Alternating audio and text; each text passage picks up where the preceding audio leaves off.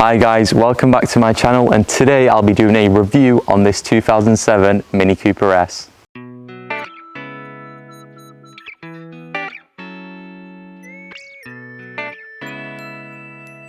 Now, considering this is the Cooper S version of the famous Mini Cooper, I thought you'd be rather interested in the drive segment in this video. So therefore I'm going to go for a nice gentle cruise before I start talking about all the exterior and interior features of the car.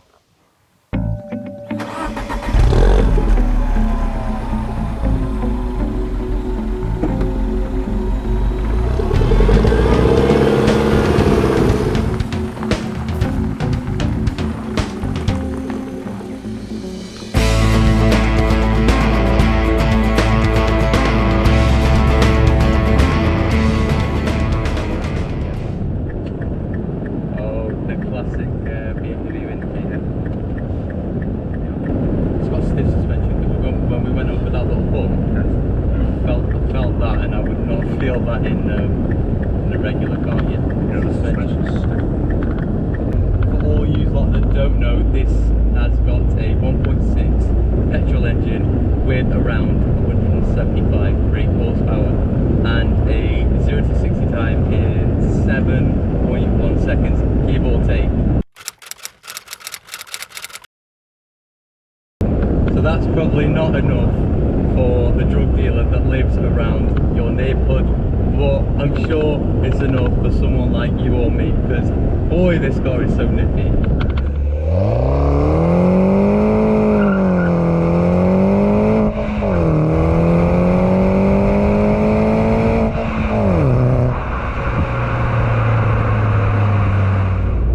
I know, because I can feel, as like you said, after 2,000 RPM, just kicks on you like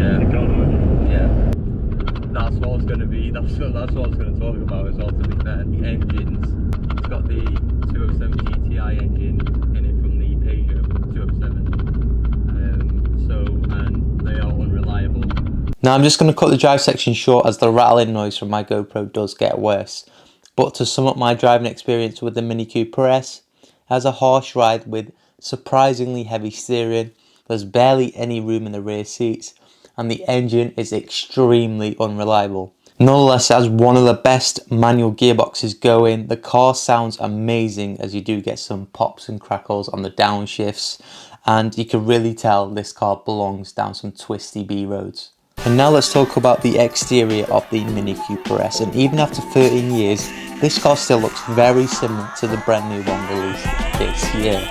In some sense, I prefer the older Minis compared to the new ones, because the older ones are smaller, way more cheaper, and feel more like a go-kart, whereas the newer ones are completely the opposite of that. And now onto a little interesting feature on the second generation Minis, and that is the fact that the headlight washers are actually embedded around the chrome trim on the headlights, and it actually looks pretty cool when you turn them on. Take a look at this.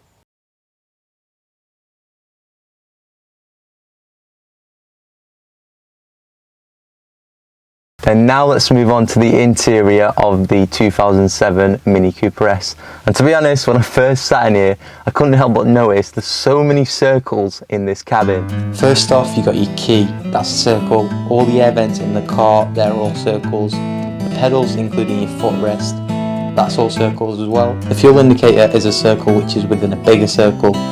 All the components in the door, they're all circles. And finally, you guessed it, the flap to protect the mirror in the sun visor, that's also a circle. More on the key, and this Cooper S comes with a push to start, which is quite fancy for something that was produced in 2007. I'm assuming many cars didn't have that feature, but it works quite similar to something like a Porsche in the sense that you have to push your key in and then press the engine stop button. Pretty cool thing to have. Next up, I want to talk about the fighter jet style switches you get on the center dash bit, and you do get some more on the top of the ceiling. They are only for your windows, central locking and fog lights and whatnot, but when you start moving up the dash towards the center, you do get some very cheap and tacky buttons, and they do look like they were designed on a Friday afternoon. But you know, as long you just still do get a traditional volume knob. Onto something that I've never really liked in the Mini range, and that is the fact that the speedo is at the center of the dash.